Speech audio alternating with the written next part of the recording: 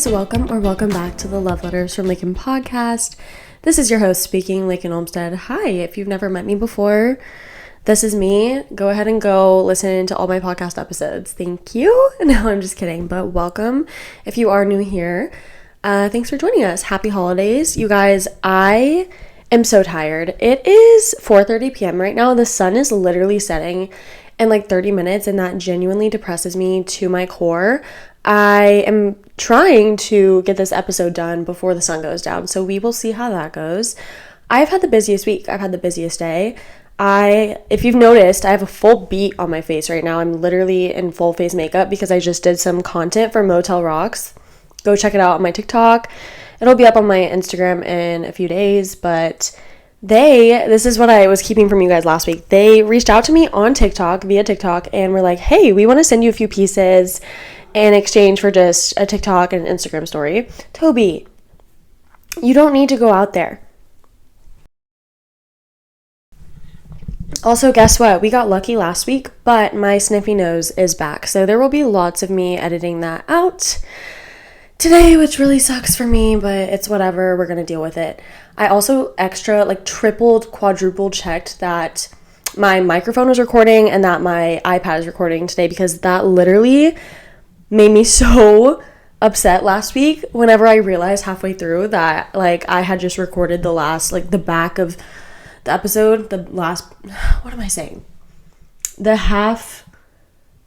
back end of the episode. I had recorded the entire thing and it didn't record. So anyways, you guys, let's get into the episode. I'm just going to do, honestly, just a few life updates today, and then I'm going to get right into the submissions that you guys sent in. I asked you on my Instagram today, what are some Thanksgiving stories? It could be anything from a recipe that you messed up and everyone hated it, or, a crazy conversation or debate at Thanksgiving dinner. I was just really curious to see what you guys had to say, so we'll get into that in a little bit. But first and foremost, I want to shout out my book girlies in the office that I work at. If you guys listened to last week's episode, you know that I had a little bone to pick with them about how they didn't include me in their book club. And then I kid you not, the episode went live last Wednesday. And as soon as it went live, or an hour after it went live, because they always listen to it together, which I think is so cute and is so sweet, and I appreciate it so much.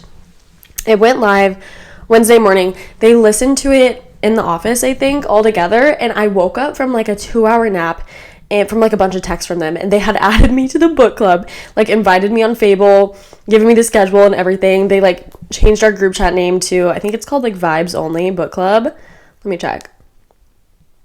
Yep, Vibes Only Book Club. All the ladies are in here. So I had to do some quick catch up on the reading, which I still have not finished the book. I'm so sorry. I'm so sorry, ladies. I need to finish this book. I promise it'll be done by tomorrow. Or by today, I guess. By the time this episode goes up, I should be done with the book. I just had some crazy twists and turns that happened over the weekend that I just did not expect. So it was not attainable for me to finish the book. But we will get into it. I'm going to skip the weekly report this week and just kind of go right into life updates and everything. So, because my brain is just all over the place and I've had so much going on, I just don't know. I physically could not get myself to write out a full episode draft. You know what I mean? But we are reading this this insanely stupid book. Sorry. I know you guys kind of liked it and enjoyed it. This book called Puck and Prejudice, okay? And I don't even remember the author's name. But the synopsis is this hockey player, right? Okay, he has, I think, a sister who's really into Jane Austen and all those old times, whatever. He crashes into a lake and crawls out of the lake, and suddenly he's in 1812. Oh my god, you guessed it. He meets this girl named Elizabeth. They actually start to really like each other. They strike up an arranged marriage that they can both benefit from, because she really cherishes her independence, but her parents want her to get married, so they agree to get married so that whenever they get him back to his time, she can go on to be widowed, essentially, and she can have all her independence and she won't have to be married again, So it's just, I I'm not enjoying it because, first of all, I'm not connected to the characters whatsoever. Like, I just really don't care. And also, like, where's the hockey? You know, like, where's the hockey in this? It's called Puck and Prejudice. He's a hockey player. But we're in 1812, and, like, all he does is, like, sometimes reference, like, man, I really miss the ice. Like, man, I wonder what my hockey teammates are thinking right now. Like, it's just so funny. Like, he gets transported back to 1812, and he's not even, like, worried in the slightest about, like, he's not freaking out, you know? Like, I'd be freaking the F out, you know? I'd be like, why? Like, I would probably die of an anxiety attack. Like, my heart would beat so fast, I would die dead. But overall, it's funny, you know? It's like, it's a funny, light read. There's some really hilarious phrases in there that we now use in our daily life, like, what the fig? I think that's so funny. They've been saying it so much in the book. And, oh, I forgot to mention the best part. This Elizabeth girl that he runs into, that he meets, she just so happens to be best friends with Jane Austen. It's just so funny. I'll honestly, like, it's, when you look at it as satire, it does make it more enjoyable. You know, you can't take these books too serious. And anyways, I'm excited to finally finish and see how it all wraps up and see if hockey is ever mentioned. Who knows? Will he ever play hockey in this book? Probably not. We'll see. Anyways, like I said, I've been super exhausted. Yesterday I worked a shift from 6:30 to 11, and then I left early because Kennedy and I went and saw Wicked, which I will get into that in a second. But once I got home from Wicked, it was like, because it was such a weird time that we saw it. It was like noon to 3 p.m. And so I get home at 3 p.m. I'm like, if I fall asleep right now, when I wake up, it's going to be dark. You know what I mean? Like, I really wanted to take a nap, but I couldn't get myself to do it. And so instead, I did something even worse. I stayed up until the sun started to go down, and then I fell asleep. Woke up at 6:30 p.m. and I was so exhausted. I felt like I was hungover, which I wasn't, but I woke up so exhausted, and it was almost like an emotional hangover just from crying at the movie because it was so incredible. And I woke up with the worst feeling ever. It was like all my inner demons were coming out to play. Like, my worst thoughts in my mind were coming out to play with me. And I was like, wow, this is really happening. So I got up and I tried to kind of brush it off. I took a shower and, you know, did my skincare, all the things that kind of bring me zen and bring me back to life. Did all that. It's just still, it was such an odd night. It was just so weird. And I couldn't sleep after that, obviously, because I took a nap in the evening.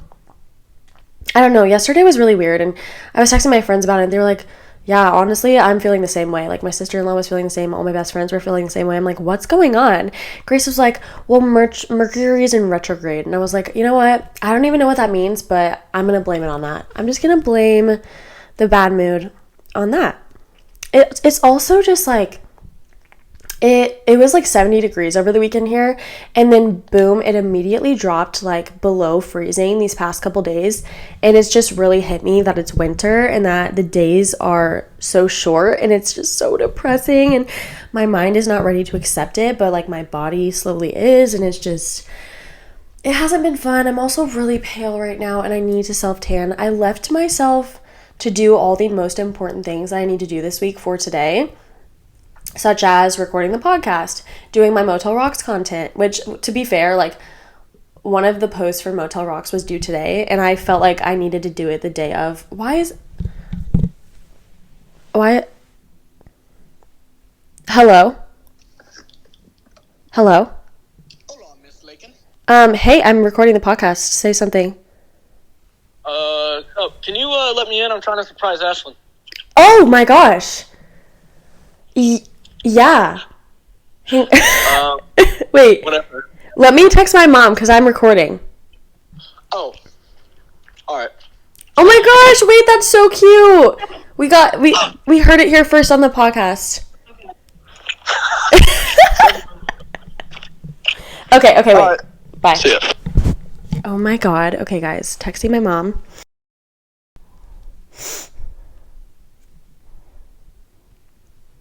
Actually, let's call her real quick.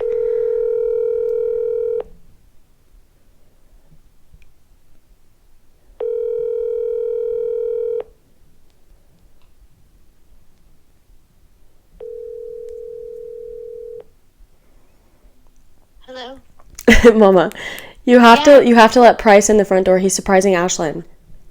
Oh. And this is all live on the podcast right now. Oh, but she's not here right now. She's coming home from the store. That's okay. Oh, okay. Okay. I'm getting filled in. Okay. All right. All right, bye. Wait, okay, bye. Okay. Oh, that's so cute, guys. That's literally so cute. I wonder what he's gonna do. Okay. Anyways, where was I? Saw Wicked, guys. It was unbelievably incredible. I sobbed my eyes out.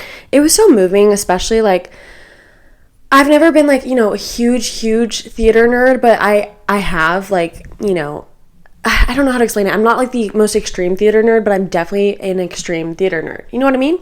And being involved in the theater community in high school and having a best friend who was so involved in theater and had like leading roles and everything. And I've always felt moved by music and people coming together to create art and share art with the world that also means something. It has always moved me so deeply. And when I first saw Wicked on Broadway over the summer, I mean, you guys know, it changed my life truly. And I am just forever grateful. I feel so lucky that I was able to see it and that I was able to be introduced to the theater world in a way that most people don't get to. Like, I don't know, and I'll forever credit Kennedy for showing me how wonderful the world of theater can be, musical theater, and I have deep appreciation for those who do it and those who go out and appreciate it. And yeah, I don't know, it was so moving to be able to see it with my best friend because we always talk about how she's the alphabet to my Glinda,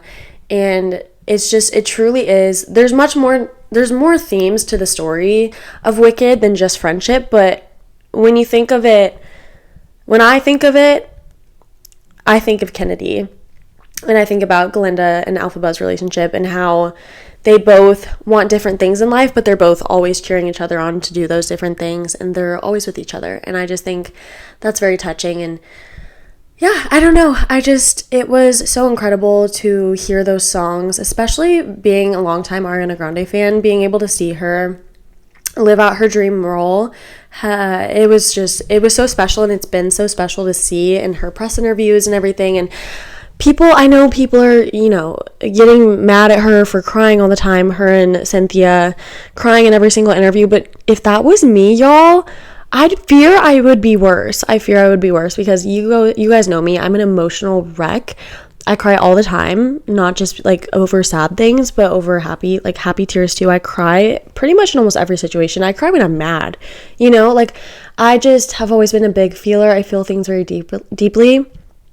And I fear I would be the exact same way as Ariana and Cynthia. However, I think it's so funny. Like, I've seen so many interviews where, like, it is comedic at points when, they ask the most basic questions and they immediately start tearing up. Like, it is funny, okay? And I'd probably laugh at myself if that was me too.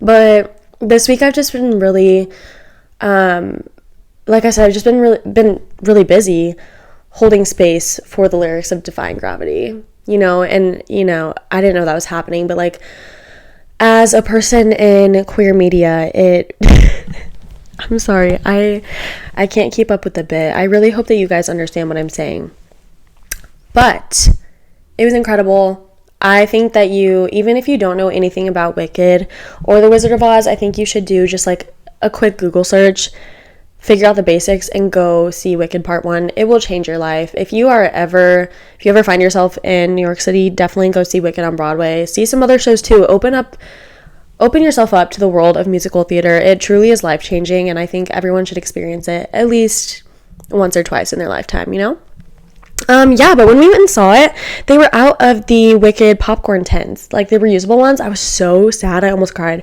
but it's okay because I don't need it. To be honest, that was probably a blessing in disguise because I already have a Taylor Swift Eras Tour popcorn tin and I barely use that as is, because like popcorn low-key makes me feel really sick. Like, that was another thing yesterday. All the movie theater popcorn I ate and all the candy I ate during the movie made me feel so sick and nauseous yesterday, and even like all the way up till I went to bed. Like, my tummy is still kind of rumbling from it, you know what I mean? It's just like so artificial. I don't know if I can do it anymore. So I don't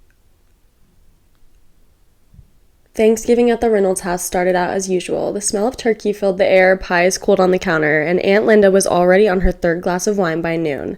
But this year, there was an unexpected guest, an ex-boyfriend of the youngest daughter, Sophie. Sophie had recently broken up with Liam, a charismatic but unreliable guy, and the family was thrilled to see him go. However, Liam somehow convinced Sophie's well-meaning but oblivious mother, Karen, that he wanted to make amends with the family. Without consulting Sophie, Karen invited him to dinner, thinking it would be a nice surprise. When Liam walked through the door holding a bouquet of flowers, Sophie's jaw dropped. "What are you doing here?" she hissed, her voice barely masking her fury. "Guys, who sent this? This has got to be written by, like, ChatGPT or something." The room went silent, except for the faint hum of the football game on TV. Liam, ever the smooth talker, said, I just wanted to show you all that I've changed. Karen said I was welcome. Sophie shot her mother a look that could melt steel. Karen stammered, "I thought it would be nice." To make matters worse, Sophie's new boyfriend, Caleb, arrived moments later, bearing a tray of artisan charcuterie. He immediately recognized Liam and whispered to Sophie, "Why is he here?" But before Sophie could answer, Uncle Jim, the family's self-appointed peacekeeper, decided to lighten the mood with a game of Thanksgiving Truth or Dare. Against everyone's better judgment, the family went along with it. The game quickly spiraled out of control. During a round of Truth, Aunt Linda confessed she never liked Karen's green bean casserole. Grandpa Joe revealed he'd been hiding lottery winnings from the family. And Liam, he smugly admitted he had cheated on Sophie, not once, but twice. That was the breaking point. Caleb lunged at Liam, knocking over the table and sending the turkey flying. "Toby, stop it! Toby. It landed squarely on Cousin Megan's designer sweater, who screamed, "This is cashmere." Okay, I can't read this anymore.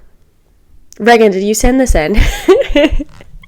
This is literally AI generated. Give me a dramatic Thanksgiving story full of chaos and family tension. Like, that has to be it. Okay. Let's skip forward. By the time the police arrived... Hold on. Okay, never mind. Let's go back. Amid the chaos, Karen tried to restore order, only to trip over the cranberry sauce bowl, sending a red tidal wave across the floor. Meanwhile, Grandpa Joe was trying to fish his dentures out of the gravy boat, shouting, "This is why I never host." By the time the police arrived, called by a concerned neighbor who heard the commotion, the house looked like a war zone. The Reynolds family spent the rest of Thanksgiving eating pizza in the living room while watching a Lifetime Christmas movie. Sophie and Caleb left together, leaving Liam stranded with no ride home. The moral? No surprise guest at Thanksgiving, ever. Okay, that sucked. Next. Wait, why? No, you're actually kidding me. The next submission was literally just the same thing again. You guys failed at this. I'm actually really disappointed. Like, there's no good submissions here. I'm really disappointed in my followers. Okay, next. Thanksgiving Day had an argument over whether the family should watch the football games or not. Pro football eventually won, at which point an anti-football family member remarked, "We shouldn't watch football anymore. They don't respect the flag or our country." Liberal cousins and I just had to roll our eyes at that one. Yikes. Yeah, that's rough. I'm a little worried about Thanksgiving with my extended family. I just, like, don't talk to any of them anymore, and it's been years and years growing up with them and kind of, like, unlearning some things, and it's hard being at Thanksgiving whenever you've kind of grown out of beliefs that you grew up in, and realizing, like, you know, it's okay that I have different views from my family, but it can be hard. It can be really struggling. It can be really isolating, and I understand how it feels to have everyone kind of just kind of look at you weird and, you know, ask the wrong questions, and I get that. So that's really rough, but I hope everyone has a lovely Thanksgiving. I'm disappointed in you all for this submission column because nobody sent I think the Gossip Girl was the best one. I think that was Brittany who sent that in. That's so funny. Thank you for the Gossip Girl retelling. We really needed that. Yeah, I'm gonna go hang out with my family and pack for the trip and do all the shit that I saved for tonight to do. The sun is setting, so I think it's my time to go.